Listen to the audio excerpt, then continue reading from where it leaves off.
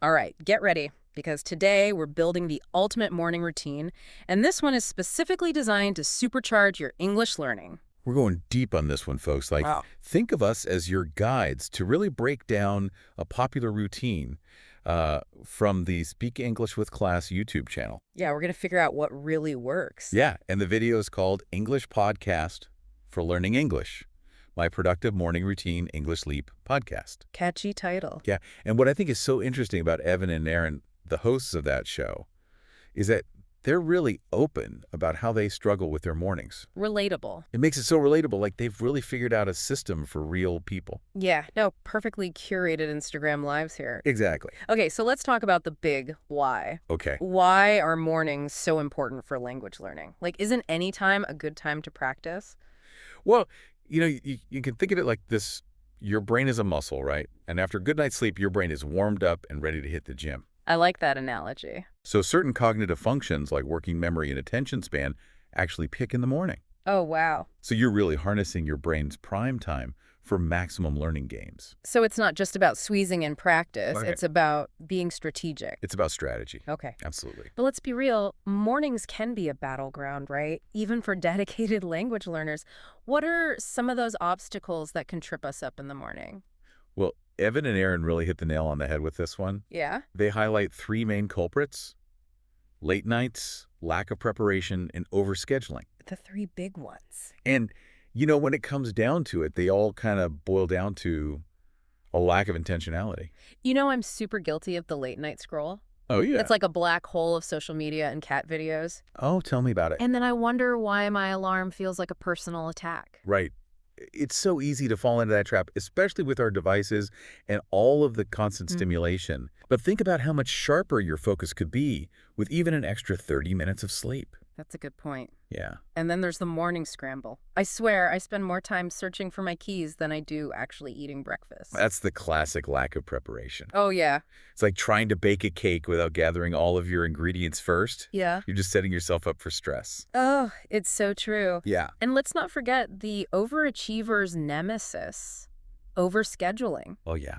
I used to try to cram in a workout and meditate and write in my journal and practice English all before 8 a.m. Oh, wow. It's no wonder I felt burnt out before the day even began. The key takeaway here is to be realistic about your capacity. Yeah.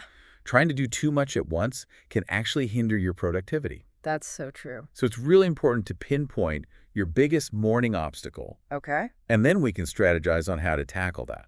So I'm picturing our listener right now as like a detective examining their own morning routine for clues. I love that. What's the one thing that's throwing you off? Is it the late night scroll, the frantic scramble, or the overwhelming to-do list? Yeah, once you've identified that culprit, we can start building a more intentional and productive morning routine. Love it. One that doesn't just include English practice, but actually sets you up for success in all areas of your life. Exactly. It's about creating a ripple effect. Yes, A smooth, focused morning leads to a more productive and fulfilling day. precisely. So are you ready to ditch the chaos and embrace the power of a well-crafted morning routine? I know I am. Let's get into it. Let's dive into the specifics. Okay, so we've identified that morning mayhem. We have. Now let's talk solutions. Let's do it. Evan and Aaron are big advocates for planning the night before, which they call doing a favor for your future self. Oh, I love that. I love that too. Yeah, It's such a simple concept, yet so powerful. it is. Like when you lay the groundwork the night before, you're essentially clearing the runway for a smoother takeoff in the morning. Yes, you are. It's like packing your language learning toolbox the night before so you're ready to go in the morning. Right. No more scrambling for resources or trying to figure out what to practice. Exactly. Think about how much mental energy we waste on those small decisions. Like what to wear, what to eat, where did I put my headphones? Ah, so true. By eliminating those choices in advance, you free up so much cognitive space for focused learning. That's such a good point. Yeah. So they suggest some really practical things like laying out your clothes and prepping breakfast ingredients and even packing your bag. Yeah. Do you have any pre-morning rituals that help set you up for success? Honestly, even just taking 5 minutes to map out like my top 3 priorities for the next day, Oh, yeah. that makes a huge difference for me. It helps me stay focused and it helps me to avoid getting sidetracked by less important tasks. That's a great tip. Yeah. Okay, so now we're prepped, we're ready. Let's talk about the dreaded wake-up call. Okay.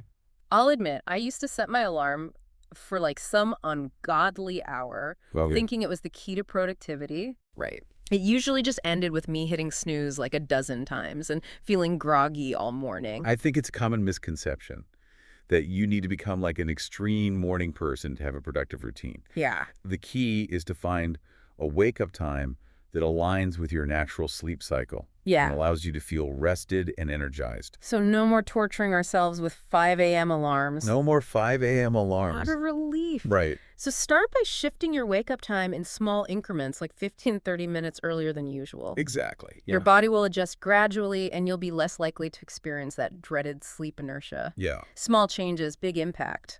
Absolutely. I got it. Good. The video also mentions some interesting techniques for actually getting out of bed, like moving your alarm across the room Yeah. and trying a sunrise alarm clock. That one is a good one. Have you experimented with either of those?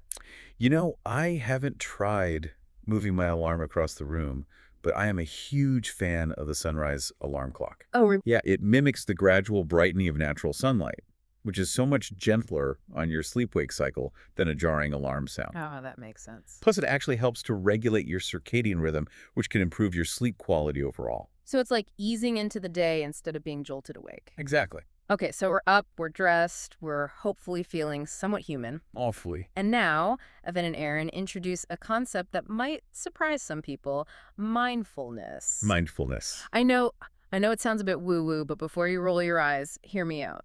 You know, it's true. Mindfulness isn't just about meditation or chanting Om on a mountaintop. Yay. It's really just about cultivating present moment awareness. Okay. Think of it as like a mental decluttering session, Yeah. creating space for focused attention. So it's like hitting the reset button on your brain before you dive into your language learning. Exactly. And you don't need to spend hours doing it. Right. Evan and Aaron recommend simple practices like deep breathing or quick gratitude reflection. Yeah, just a few minutes to quiet your mind and to set a positive intention for the day. You know, I used to think mindfulness was just about stress reduction, but I'm starting to see how it connects to language learning. I agree. If you're calmer and more focused, you're probably more receptive to new information. Absolutely. Anxiety can actually create mental blocks that hinder learning. That's true. So by calming your nervous system and cultivating a sense of presence, you create a much more conducive environment for absorbing and retaining new language. Okay, mindfulness check. What's next on our English boosting morning routine checklist? It's time to get moving. Okay. And don't worry, we're not talking about like an intense workout here. Okay. This is just about gentle movement to awaken your body and mind. Okay. Because sitting hunched over textbooks doesn't exactly scream vitality, right? No, it doesn't. I'm picturing our listener doing some triumphant stretches like they just conquered a mountain of vocabulary. Oh, I love that. Yeah. Even just a few minutes of stretching can improve your circulation, boost your energy levels, and help your brain to transition from sleep mode to learning mode. Okay. Yeah, it's like giving your system a gentle nudge to wake up fully. Okay. I'm sold stretching is definitely doable. Good. What are some other ways to get moving that don't involve, actual exercise? Sure. Because some of us are more morning movement challenged than others. That's fair. Yeah. The video suggests a short walk around the block or even just around the house. Oh, okay. Yeah, fresh air and natural light can do wonders for your mood and alertness. Yeah. And here's a fun one, dancing to an English song. Ooh, I like that. Yeah. It's like sneaking in some listening practice while getting your groove on. I could definitely get down with that. There you go. So we've prepped the night before we eased into our morning. We took some time for mindfulness, and we got our bodies moving. I'm already feeling more energized. Me too. But now it's time for the main event, the mini English practice session. Yeah, this is where the magic of consistency really comes into play. Even just 5-10 minutes of focused practice each morning can have a significant impact on your language skills over time. Yeah, it's like those compound interest memes. Small, consistent investments lead to big gains in the long run. Exactly. But with so many different language learning resources out there, where do we even begin? That's a good question. What are some effective ways to incorporate mini practice into a busy morning routine? Yeah. Evan and Aaron have some really good suggestions that don't require a huge time commitment. Okay, They're all about integrating English into those like everyday moments. I like that. Yeah, one that really stood out to me was listening to an English podcast while getting ready. Oh. You know, it's like multitasking for language learners. Yeah.